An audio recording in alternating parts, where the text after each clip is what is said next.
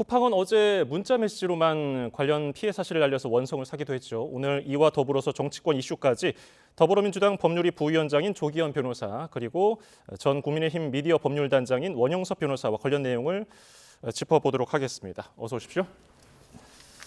일단 쿠팡 내용을 먼저 짚어보면은 방금 대국민 사과 나왔습니다. 어제는 문자 메시지만 아마 받으신 분들이 많을 거예요. 3천만 건이 넘어요. 3,370만 건이었나요? 이게 엄청난 규모인데 이 사고 어떻게 보고 계십니까? 그러니까 쿠팡 사용자 전체가 지금 피해자인 것 같습니다. 근데 쿠팡의 지금 좋지 않은 내용들을 보면 이 국민들의 불안감을 전혀 해소하지 못하고 있습니다. 이미 6개월 전부터 이 비공식적인 접근이 있다는 걸 확인했다고 본인들도 밝히고 있고요. 그리고 11월 6일부터 이 공격이 시작됐다는 내용도 밝히고 있습니다. 초기에는 근데 불과 수천 명의 정보라고 얘기했는데 알고 보니 지금 3,300만 정도, 실제 쿠팡에 가입돼 있는 우리 국민 전체가 지금 피해자일 것 같은데 지금 정부가 지금까지 확인한 바에 의하면 이 공격자 해커가 쿠팡 보안의 어떤 취약점을 악용했다는 것입니다. 그러면 쿠팡이 이 개인정보 관리를 취약하게 하고 있다는 게 어느 정도 이미 확인이 돼 있고, 그러니까 해커들로부터 공격받을 취약점이 이미 노출되어 있다고 볼 수 있습니다. 그런데 이런 결과가 발생하고 나서야 지금 취하고 있는 조치, 이틀이 지나서 하고 있는 사과, 이게 국민들의 불안감을 해소하기에 턱없이 부족하고요. 좀 더 책임 있는 조치와 사과가 필요하고, 더 중요한 것은 이후 추가 피해가 발생하지 않도록 하는 확실한 조치인데, 그런 부분에 대한 명확한 입장조차 없어서 과연 쿠팡이 지금 이 상황에 대처하고 국민의 추가 피해를 막을 수 있는 대안을 갖고나 있는 건지 답답한 노릇입니다. 예, 방금 박대준 대표 대국민 사과 내용 들으셨지만은 결제 정보라든지 신용카드 정보는 포함되지 않았다는 거예요. 대신 이름이나 주소 같은 게 유출됐다는 건데 너무 사고를 늦게 알았다는 비판도 있더라고요. 사고를 늦게 안다는 것 자체가 그 해킹이나 또는 개인정보 유출에 대한 그런 점검 시스템이 정상적으로 작동되지 않는다는 걸 반증하는 거고요. 그리고 개인정보라고 하지만 지금 객관적인 주소가 아니라 배송지의 그 주소가 유출이 됐다는 겁니다. 예. 이게 얼마나 중요하냐면 배송지 주소가 유출이 되면 그 어떤 특정인이 어디에서 지금 살고 있는지, 어디에서 어디로 움직였는지를 실시간으로 다 체킹이 가능해요. 그 정도로 이 배송지 주소라는 게 굉장히 중요한 문제이기 때문에 그것을 만약에 어떤 업체가 안다 그러면 이게 일종의 민간인 사찰에 준하는 수준으로 악용될 수가 있는 그런 상황들입니다. 근데 우리가 그 과거에도 빈라덴이 10년 동안 도망 다녔다 그러는데, 빈라덴이 대한민국 있으면 이 택배 배송지 주소 때문에 한 달 만에 잡힙니다. 그 정도로 지금 중요하고 개인에 대한 아주 기밀한 그런 정보를 가지고 있는데 그게 유출됐으니까 이건 절대 작은 유출이 아닙니다. 그리고 지금 4,500명부터 시작해가지고 점점 커지고 있죠. 그러니까 유출된 정보의 양도 이게 전부 다라고 보기가 어려워요. 롯데카드나 SK텔레콤도 점점 늘어나더니 지금은 굉장히 많은 양의 수적인, 질적인 정보가 유출된 걸로 확인이 되고 있습니다. 그래서 지금 아주 초기이기 때문에 이것만 가지고 정말 그 쿠팡이 이야기하는 그 정도 정보 유출만 있는지 아니면 내용적인 면에서 더 많은 정보가 유출됐는지 그것도 알 수 없는 상황입니다. 그래서 더 조사하는 그 상황에 따라서 지금 그 피해 유출 정도는 더 늘어날 수 있다라고 보여집니다. 예, 이번 쿠팡 고객 정보 유출 사태와 관련해서 정부 차원의 관계부처 장관 회의도 열렸는데요. 배경훈 과기부 장관의 모두 발언 듣고 오시겠습니다. 부총리 겸 과학기술정보통신부 장관 배경훈입니다. 먼저 통신사, 금융사에 이어서 국민들께 많이 이용하시는 플랫폼사까지 침해 사고 및 개인정보 유출이 발생하게 되어 송구하다는 말씀 드립니다. 정부는 지난 11월 19일 쿠팡으로부터 침해 사고 신고, 11월 20일 개인정보 유출 신고를 받은 이후 현장 조사를 진행 중에 있으며, 공격자가 쿠팡 서버의 인증 취약점을 악용하여 정상적인 로그인 없이 3천만 개 이상의 고객 계정의 고객명, 이메일, 배송지 전화번호 및 주소를 유출한 것으로 확인하였습니다. 이에 정부는 면밀한 사고 조사 및 피해 확산 방지를 위해 금일부터 민간 합동조사단을 가동하고 있으며, 쿠팡이 개인정보 보호와 관련한 안전조치 의무를 위반하였는지 여부도 조사 중에 있습니다. 또한 이번 사고를 악용하여 피싱, 스미싱 공격을 통해 개인정보 및 금전 탈취 등 2차 피해가 발생하지 않도록 대국민 보안 공지도 진행하고 있습니다. 국민 여러분께서는 쿠팡을 사칭하는 전화나 문자 등에 각별한 주의를 부탁드립니다. 정부는 국민 여러분의 불편과 심려를 해소할 수 있도록 관계부처와 함께 최선의 노력을 다하겠습니다.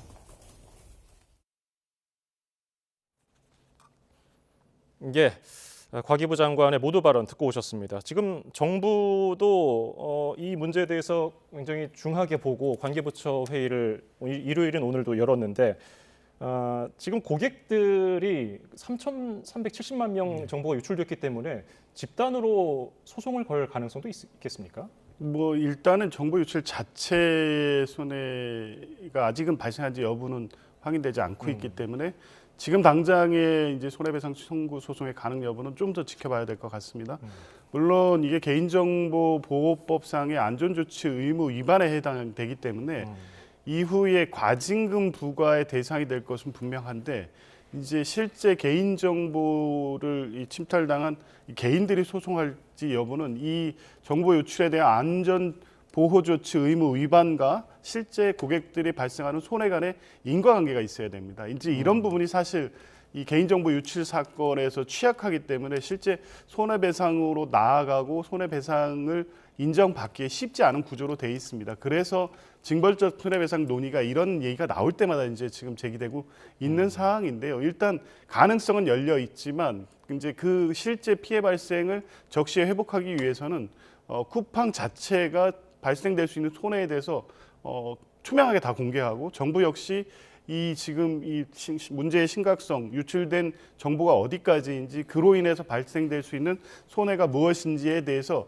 전부 다 공개해서 실제 그런 피해가 발생했을 때 피해자인 국민들이 직접 손해를 보전받을 수 있도록 하는 데까지 정부나 쿠팡이 직접 나서야 됩니다. 그냥 손해배상을 할 수도 있다. 내지 실제 손해가 발생한 이후에 국민들 개개인이 이걸 처분하게 하면 실제 손해배상으로 나가기는 굉장히 어렵다는 어려운 구조이기 때문에 이런 부분을 정부에서도 각별하게 신경 써야 될 것 같습니다.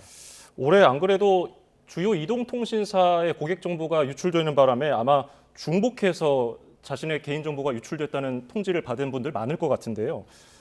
그러면은 지금 중국 국적자가 일했던 중국 국적자가 유출한 것으로 추정되는 그런 내용도 나왔는데 그럼 이 사람에 대한 처벌은 어떤 식으로 이루어질까요? 우선은 개인정보보호법 제70조에 따르면 부정하게 개인정보를 유출한 사람에 대해서는 10년 이하의 징역 또는 1억 원 이하의 벌금에 처해진다. 근데 아까 그 변호사님 말씀하신 거는 그 새롭게 개인정보보호법이 개정되기 전 사정이고 지금은 개인정보법이 개정이 돼서 유출 그 자체만으로도 최대 300만 원까지 손해배상이 인정이 됩니다. 그게 개인정보보호법 제39조의 2입니다.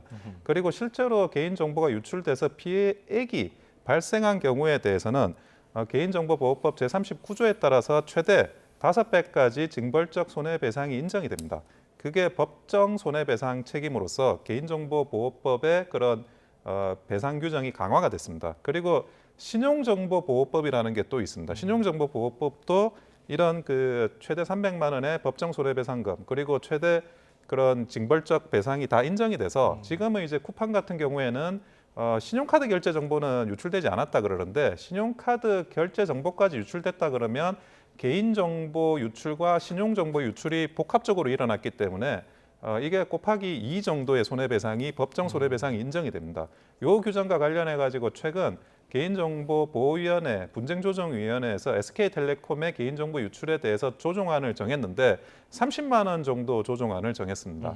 물론 SK텔레콤이 이의를 제기했기 때문에 법원에서 정확한 금액은 산정이 되겠지만 지금 이 개인정보가 암시장에서 굉장히 고가의 금액으로 유통이 되고 있습니다. 그것은 반도체 기술이나 뭐 조선소 배 도면이나 이런 것보다 더 비싸게 지금 유통이 되고 있기 때문에 여기에 대한 어떤 그 법정 손해는 그 기존의 30만 원보다 더 올라갈 가능성도 있고요. 과거에 이런 규정이 없었을 때 대법원이 인정한 위자료 상당의 손해로 10만 원이 인정된 전례가 있습니다.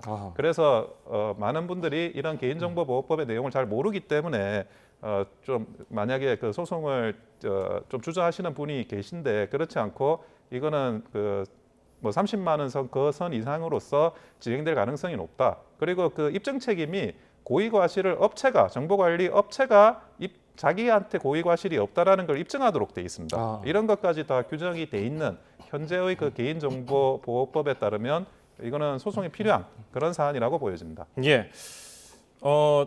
국회 정모위 소속 사회민주당 한창민 의원이 개인정보보호위원회로부터 자료를 제출받았는데요. 정부로부터 정보보호 관리 체계 이상이 없다는 인증을 받고도 이런 엄청난 양의 개인정보 유출 사고가 발생한 겁니다.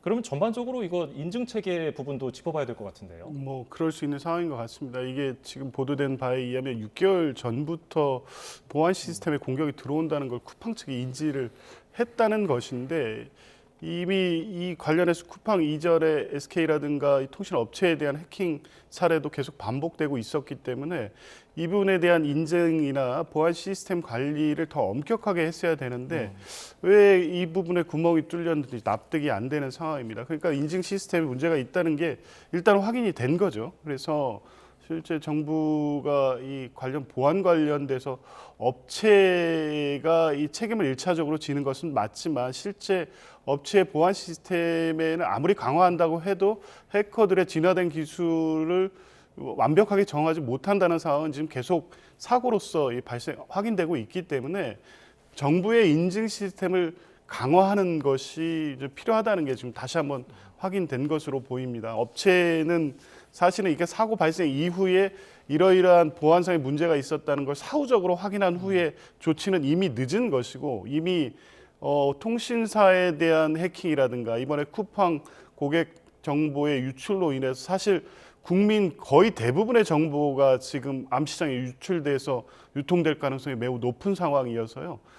사후적으로 뭐 필요한 조치는 당연히 취해야겠지만 이후에 사전에 다시 이 업데이트된 고객 정보들이 이런 식의 해커의 공격에 노출되지 않도록 하는 조치는 정부 차원에서 더 엄격하게 해야 될 필요가 있어 보입니다. 예.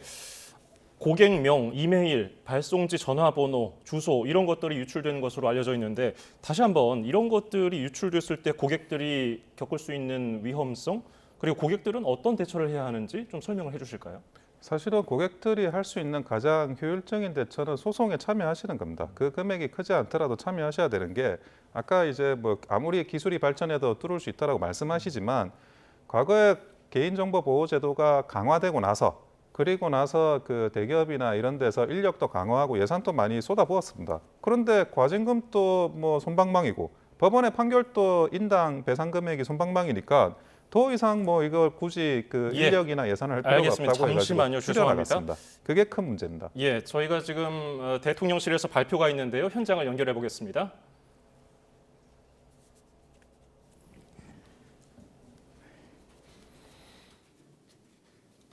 (15초) 남았군요. 자, 예정에 없던 브리핑을 하기 위해서 죄송합니다.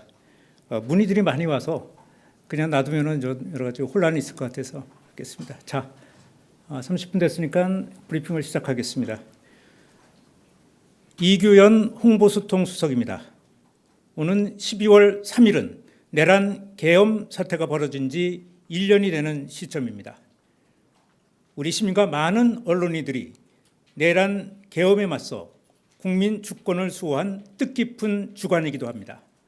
이에 이재명 대통령은 피처혁명 1년을 맞아 차분하지만 의미 있는 일정을 가질 예정입니다.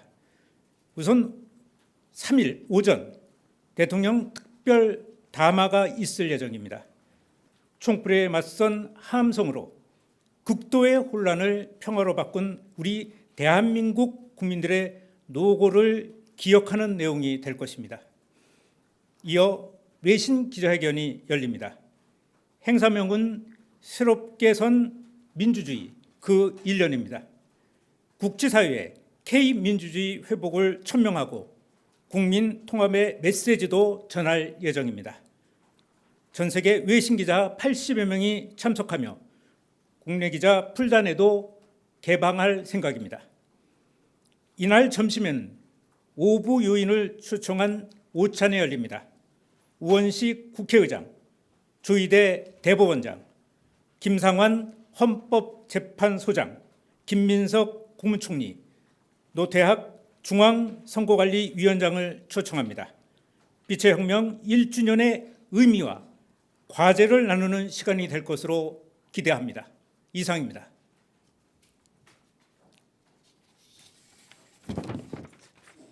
이후 일정은 좀 대통령의 일정. 예, 대통령실 이규현 홍보수석의 발표가 있었습니다. 12월 3일 비상계엄 사태 1년이 되는 시점이라면서 국민 주권을 수호한 뜻깊은 날이라며 이재명 대통령이 특별 담화를 할 예정이라고 발표했습니다. 다음 달 3일, 그러니까 12월 3일에 오전에 이재명 대통령이 특별 담화를 할 예정이라고 밝혔고요.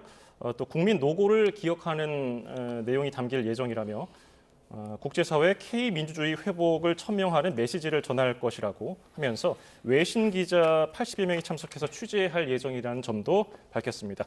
보다 자세한 내용은 저희가 정리를 하는 대로 다시 전해드리고요. 자, 방금 전해드린 대로 12.3 비상계엄 이제 조금 있으면 1년이 됩니다. 관련해서 오늘 민주당 조승래 사무총장이 기자회견을 했는데요. 관련 내용 듣고 오시겠습니다.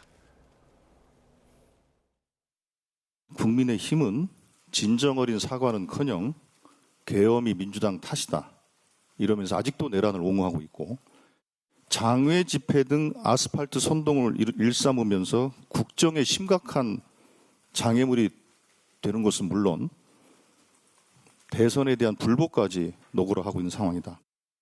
이런 점에서 보면 국민의힘은 내란 동조 세력으로 위헌정당이라는 헌법적 해산뿐만 아니라 국민의 심판으로 정치적 해산까지 겪게 될 것이라고 생각합니다.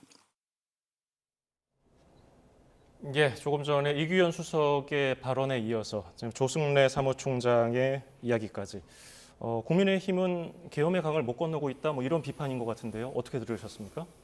과거에 이제 작년에 비상계엄이 이게 1주년, 2주년 뭐 이렇게 주년마다 기념을 해야 되는 사안인지는 저는 좀 납득이 되진 않습니다. 그래서 뭐 그런 부분에 대해서 이야기를 뭐 하는 건 또 본인의 의사긴 한데, 이게 뭐 주년을 기념하는 그런 계제는 아니라고 생각이 들고요. 기본적으로 국민의힘은 그 이후에 탄핵과 그리고 정권 교체를 거치면서 야당으로 지금 남았습니다. 그런데 기본적으로 우리는 박근혜 대통령 탄핵 사건을 반면교사 삼을 필요가 있습니다. 그 당시에도 뭐 굉장히 어떤 사과나 무슨 탄핵의 강을 건너자 이런 이야기를 많이 했는데, 윤석열 전 대통령의 대선이나 그리고 김문수 후보의 대선이나 박근혜 대통령한테 어떻게든 그 도움을 받으려고 하는 그런 제스처를 굉장히 또 취했다는 거. 그러니까 그거를 압축해서 보면 하나의 좀 코미디처럼 진행되는 부분이 있습니다. 이게 당장 뭐 이 어떤 상황에 대해서 좀 가볍게 움직이지 말고 먼 장래를 보면서 무겁고 진중하게, 때로는 또 책임을 느끼면서도 그런 진중한 움직임을 보여야 되는 게 국민의힘에 주어진 상황이라고 보여집니다. 지금 3대 특검으로는 부족하다면서 내란 전담 재판부를 다시 추진하고 있는 겁니까?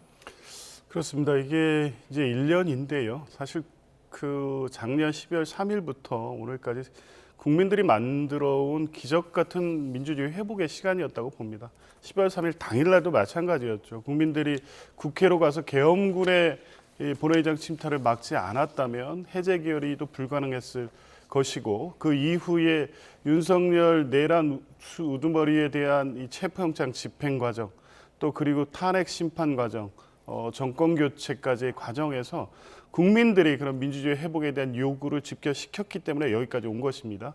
특검은 이제 그런 요구에 기반해서 출발을 해서 3대 특검으로 국정농단 또 내란 청산을 위해서 지금까지 왔는데요. 아직 수사가 진행 중인 상황에서 이미 기소되거나 재판에 넘겨진 사건 전반의 진행 상황을 보면 과연 대표적으로 직위원 재판부 등 이 사법부가 내란 청산의 국민적 요구를 실현하는, 그래서 합당할 책임을 묻는 법적 어떤 책임의 결과를 재판을 통해서 내올 수 있느냐에 대한 심각한 우려가 계속 제기되고 있는 것입니다. 특히 내란 우두머리 재판을 맡고 있는 직위원 재판부의 윤석열 전 대통령에 대한 구속 취소 결정, 재판 초기에 윤석열 전 대통령 피고인에 대한 비공개 소환이라든가 출정 등 특혜 시비, 그리고 재판의 지연, 그리고 김용현 이 변호인들의 재판부 모욕과 절차 지연들을 그대로 용인하는 태도, 결국 이 구속 기간을 도과시켜서 윤석열 피고인이라든가 김용현 등 핵심 피고인들이 석방되는 사태가 오지 않겠느냐 우려가 계속 제기되고 있는 상황입니다. 따라서 내란 사건의 신속한 재판 진행을 위해서 전담재판부 설치 추진을 일단 유보했지만 이제 그 더 이상 어떤 이 상황을 좌시하기는 어려운 상황까지 온 게 아니냐라는 민주당 내 문제 제기가 강하게 제기되고 있고요. 그래서 당 차원에서 더 늦기 전에 내란 전담부 설치를 위한 법안 처리를 위해서 신속하게 조치해야 된다는 요구로 당론이 모아진 상태입니다. 예, 지금 추경호 전 원내대표에 대한 구속영장 발부 여부와 관련해서 민주당은 발부가 되면은 국민의힘은 위헌 정당으로 해산해야 된다고 주장하고 있고, 만약에 추경호 의원의 구속영장이 기각되면 사법부에게 화살을 돌리는 이런 전략 어떻게 보고 계세요?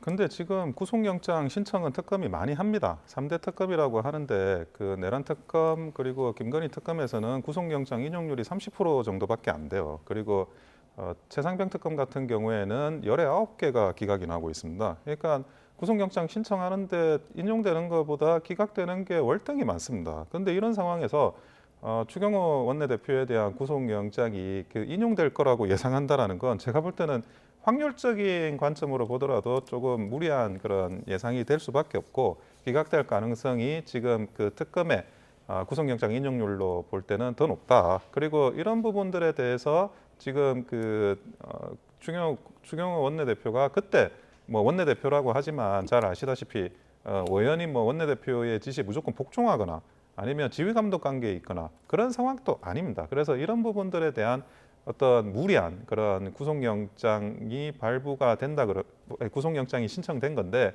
여기에 대해서 법원이 공명정대하게 결정을 하게 될 것 같고요. 그리고 사법부를 이런 식으로 압박한다라는 것은 기본적으로 삼권 분립의 헌법 정신을 위배하는 그런 민주당의 움직임이라고 볼 수밖에 없습니다. 예, 그럼 민주당에서는 추경호 의원이 구속될 것으로 확신하고 있는 겁니까? 뭐 당연히 그래야 되고 법리에 따른다면 구속될 수밖에 없다고 봅니다. 일단 범죄 혐의 사실, 그러니까 계엄 해제 표결을 방해해서 내란 중요 임무 종사자의 죄책을 진다는 것은 지금까지 특검의 구속영장 청구 사유에서 어느 정도 확인이 되고 있고요. 계속적으로 본인의 책임을 부인하면서 실제 관련돼서 현장에 있던 의원들, 당시 국회에 대기했던 의원들 간에 소통한 내용들에 대해서 증거인멸 우려가 있다는 것도 분명히 어느 정도 확인이 되고 있습니다. 그렇다고 하면 원칙상 영장은 발부되는 게 맞습니다. 이게 당시에 결과적으로 계엄이 해제 표결이 됐고, 그래서 결국에 계엄이 철회되기는 했지만 실제 대단히 위험한 상황이었습니다.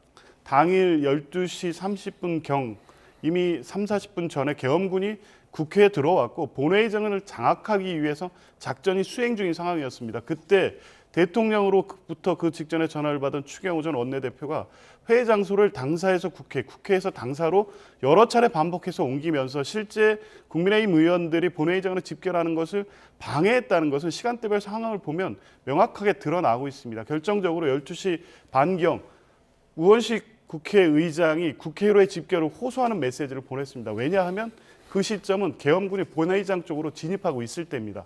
이제 그런 상황이었기 때문에 과반수 의석을 채우는 것은 대단히 결정적이고 중요한 문제였고, 만약에 의원의 이 의결 정족수가 채워지지 않는 상태에서 계엄군이 국회 본회의장에 들어왔다면 계엄은 그대로 발효됐을 거고 상상할 수 없는 참담한 상황이 나올 수밖에 없는 결과였습니다. 그 상황을 대통령과 의사소통 후에 이 실제 지휘하고 그런 행위를 했다고 하면 내란 여러 중요 임무 종사자, 실제 군사령관으로서 작정을 수행한 사령관 이상의 책임이 있는 것입니다. 당연히 영장은 발부되어야 되고요. 그에 대한 합당한 법적 책임도 져야 된다고 봅니다. 예, 지금 지역 순회 중인 국민의힘 장동혁 대표 강원 춘천을 오늘 찾았는데요. 관련 발언 듣고 오시겠습니다. 대화와 타협의 장이 되어야 할 국회가 정치 보복과 야당 타살의 정글이 됐습니다. 아무 죄도 없는 주경호 전 원내대표 체포 동의안을 다수의 위력으로 통과시켰습니다. 내란몰이가 마음대로 되지 않자 탈헌법적 내란 전담 재판부를 만들어서 인민 재판까지 하겠다고 합니다. 이재명의 공포정치가 온 나라를 암흑천지로 만들고 있습니다. 예, 장 대표 발언을 보면은 민주당의 내란몰이가 마음대로 되지 않아서 이제 내란 전담 재판부까지 만들어서 인민 재판을 하겠다고 한다. 이 지점은 어떻게 들으셨습니까? 근데 내란 전담 재판부 자체가 사실은 그 상권 분립에 위반되는 위헌적인 요소라고 이미 그 사법부도 이야기를 하고 있습니다. 그리고 과거에 이제 반민특위나 이런 것들을 예로 들고 있는데 반민특위는 그 당시 헌법에 설치에 대한 규정을 넣었던 겁니다. 그 이후에 뭐 특별 전담 재판부니 뭐 이런 게 있었지만 그거는 그냥 사법부 내의 부서에 대해서 명칭만 그렇게 뭐 달아놓았던 거지 그 외에 정말 그 특별 전담 재판부라는 게 존재한 적이 없습니다. 그러니까 어떻게 판사를 선임할 것이며 어떻게 그러면 각종 그런 문제를 해 나갈 거냐 거기에 대해서 전혀 이 헌법적인 기존의 질서와 맞지가 않는데 이거를 밀어붙인다라는 게 납득이 되지 않고 한편으로는 그 비상계엄이 위헌이다 또는 이제 내란이다라고 몰아붙이면서 민주당 자신이 스스로 위헌적인 특별전담 재판부를 밀어붙인다는 게 아니 이대로 그냥 사법부에서 재판을 하면 내란죄에 대해서 무죄가 나올 것 같다라는 느낌을 받는 건지 되묻지 않을 수가 없고요. 그러면 그렇게 자신이 없다 그러면 애초에 내란몰이를 해왔던 게 잘못된 게 아닌가 그렇게 반문하고 싶습니다. 예, 지금 국민의힘 지도부 특히 장동혁 대표가 사과 메시지를 낼 것인가? 대구에서는 책임을 통감한다는 발언을 하기도 했는데 공식 사과에는 좀 부담을 느끼고 있는 걸까요? 뭐 저는 사과 메시지 안 낼 것 같습니다. 지금 어제 그제 계속 지방 순회 집회를 하고 있는데 그 내용을 보면 결국에 계엄은 민주당 때문에 불가피했다는 내용. 그래서 국민들께 불편을 드려서 죄송하다 딱 여기까지입니다. 그건 사과가 아니지 않습니까? 그러니까 12월 3일 윤석열 전 대통령의 계엄 포고령의 포고문과 사실 본질적 차이가 없습니다. 민주당 때문에 계엄은 불가피했다는 주장을 반복하고 있고 그 과정에서 1년 동안 해온 것은 윤어게인 세력과 그리고 정광훈 목사 등 극우 세력과의 연합을 통해서 선거를 치르겠다는 방향으로 나가고 있습니다. 지금 입에 사과란다는 말을 한다고 한들 그게 지금 계엄에 대한 내란에 대한 사과로 들리겠습니까? 그리고 내란몰이 계속 주장하고 있는데 윤석열 대통령 내란 우두머리 그리고 김영환 장관 등 내란 중요 임무 종사자로 구속돼서 재판받고 있습니다. 내란몰이가 아니라요. 내란 혐의에 대해서 범죄 혐의에 대한 소명이 상당히 이루어졌고 그만큼 중대한 것이고요. 내란이라는 것은 1997년 전두환 일당의 신군부에 대한 내란 군사 반란 사건에서 명확하게 법리적으로 정리되어 있습니다. 이번 사건에서 계엄군을 국회에 투입해서 국회 기능을 마비시킨 것만으로 내란죄의 성립은 판례에 의해서 어느 정도 확인이 된 겁니다. 그 내용을 가지고 특검이 기소하고 법원이 영장을 반부하고 기소돼서 재판을 받고 있는데 그걸 내란몰이라고요? 그러면 국민의힘 주장대로 하면 윤석열 전 대통령 등 지금 내란 관련돼서 구속 재판받고 있는 사람들 당장 석방하라고 주장하는 것과 똑같습니다. 차라리 솔직하게 그렇게 주장하시고 그에 대한 정치적 책임을 지시는 게 솔직한 것이지 마치 국민께 불편을 드려 죄송하다는 정도의 그 정도의 사과를 하면서 결국에는 계엄은 정당했다는 주장을 반복하는 것과 다름이 없으니 예. 1년을 맞이해서 사과라는 것 자체도 의미도 없거니와 사과라는 표현을 써서 한다고 한들 그게 진정성 있게 받아들여질 가능성은 없다고 봅니다. 국민의힘 내부에서도 배현진 의원이 SNS에 글을 남기기도 했고요. 양향자 최고위원은 심지어 지지자들 앞에서 무대 위에서 사과해야 한다고 얘기를 했는데 커피가 날아들기도 했었죠. 장동혁 대표의 리더십에는 어떤 영향을 줄 거라고 보십니까? 뭐 저는 장동혁 대표의 리더십은 이 문제 가지고 특별히 위협받을 거라고 생각하지 않습니다. 이게 그 전에 없던 문제가 새로 생기는 게 아니기 때문입니다. 원래 있던 문제가 수면 아래만 있었던 거고 언젠가는 이 수면 아래에 있는 문제가 수면 위로 올라올 것 예정돼 있었습니다. 거기에 대한 처리나 이런 것들도 그 사실은 뭐 마음속으로 준비는 하고 있었을 거라고 생각하고 있습니다. 특히나 이제 한동훈 전 대표의 당원 게시판 문제, 이 부분에 대한 당무감사 개시 이런 것들도 뭐 얽혀 있다고 보는 건데 심지어 그것도 예정돼 있던 문제고요. 사실은 그 리더십의 위기는 예정돼 있던 상황에서 위기가 오진 않습니다. 전혀 예상 외의 돌발적인 상황이 발생하고 그 돌발적인 상황을 제대로 다루지 못할 때 그때 위기가 오는 건데 지금까지 일어나는 일 중에 뭐 예상 외의 상황이 있다라고 보여지지는 않습니다. 예. 자, 이런 가운데 육군 법무실장 비상 계엄버스에 오른 인물이었죠. 원래 근신 처분을 받았었는데 김민석 총리가 지시를 해서 군이 징계위를 다시 열었습니다. 준장, 장군에서 대령으로 영관급으로 1계급 강등됐습니다. 이 점 어떻게 보고 계세요? 뭐 당연한 조치였다고 보고요. 근신 이 처분 자체가 납득할 수 없는 처분이었죠. 이 계엄버스라는 게 결국 철회됐으니 아무 책임이 없다 이렇게 볼 수가 없습니다. 계엄버스 그러니까 육군 본부에서 33명의 장교가 출발한 시점이 2024년 12월 4일 3시경입니다. 계엄이 해제된 이후입니다. 그런데 1시 1분경에 계엄 해제 표결이 이루어지고 윤석열 전 대통령이 계엄 해제 표결을 수용하는 국무회의 결정을 밝힐 때까지 4시간여 동안 계엄 이 선포를 다시 한다는 그 위기감이 증폭되고 있던 시점이었고 그 시점에 계엄버스가 출발했습니다. 그러면 이분들이 이 상황을 모르고 출발한 것이었을까요? 어느 정도 의사소통을 통해서 추가적인 계엄 선포가 있을 경우에 그것을 완성하기 위한 행위로 보는 게 상식적으로 타당합니다. 그러면 육군 법무실장이 이 상황에서는 위법한 명령이 하달되고 있었으면 거부했었어야 됨에도 불구하고 육군본부 장교 34명을 이끌고 계엄버스를 탔습니다. 이게 근신으로 끝날 문제입니까? 그 이상의 처분 내지 법적 처벌을 받아도 될 만한 사안인데 근신으로 끝내려고 했기 때문에 그에 대한 합당한 책임을 묻기 위한 징계 절차라고 보면 될 것 같습니다. 예, 법무실장이 오늘 전역하는 날로 알려져 있었습니다. 그래서 그제 전역 이틀 전에 대령으로 이제 예편이 결정된 건데 국민의힘에서는 이걸 비판하고 있더라고요. 아니 그 대표적으로 박성재 법무부 장관에 대해서 2번이나 구속영장이 기각됐습니다. 그것도 모두 범죄 소명이 되지 않고 피고인의 방어권 보장이 필요하다고 생각해서 구속영장이 기각이 됐습니다. 그런데 박성재 장관 같은 경우에는 국무회의 의결할 때 비상계엄 그때 이미 현장에도 계셨던 분이에요. 그런 분도 지금 그 다툼의 여지가 있다 그래서 범죄 소명이 안 됐다고 그러는데 거기에 있었던 분도 아니고 다만 법무실장이고 비상계엄과 관련한 그 버스에 탑승하려고 했다. 그거 가지고 위법성이나 이런 걸 잘 알았을 사람이 그 문제가 있었다라고 하면서 강등시키는 거는 과연 이게 그 구속영장 기각과 관련해서 해석해 볼 때 좀 터무니없다라고 말씀드릴 수밖에 없고 그리고 지금 그 단순히 주의나 근신이나 이런 걸 넘어서서 1계급 그것도 장군을 영관급으로 이 강등시키는 거는 중징계라고 또 표현할 수 있지만 일종의 형벌에 가까운 행정행위입니다.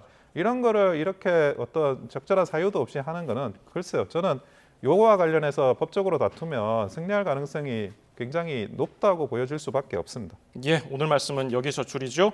민주당 법률위 부위원장인 조기현 변호사 그리고 전 국민의힘 미디어 법률단장인 원영섭 변호사였습니다. 감사합니다.